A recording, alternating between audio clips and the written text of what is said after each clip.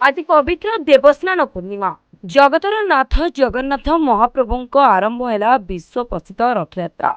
बलियार भुज श्री जगन्नाथ दिव्य नीला और नीलाखेल प्रभु एवं भक्तों मिलन सब बेले होता है।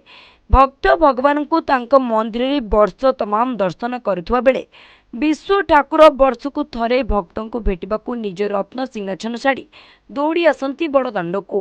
एही परिप्रेक्षी रे सर्वप्राचीन गंजाम भंजनगर ब्लॉक कुलाड़ ग्राम ठारे भंजवंशीय राजा मानक द्वारा निर्मित होइतिबा जगन्नाथ मंदिर ठारे मध्य पुरी जगन्नाथ मंदिर समतुल्य रीतिनीति अनुसार विभिन्न जानी यात्रा पालन होछि।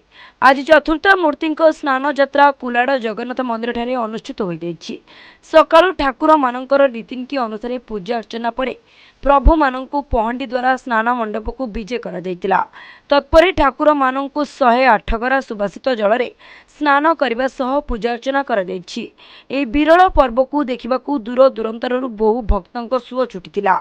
एही स्नान यात्रा को मंदिर भंज वंशीय राजा मानक द्वारा नियोजित स्वतंत्र पंडा जोग दैथिले। गंजामरु राजेश आल्टियाଙ୍କ रिपोर्ट सूचना टीवी 24x7।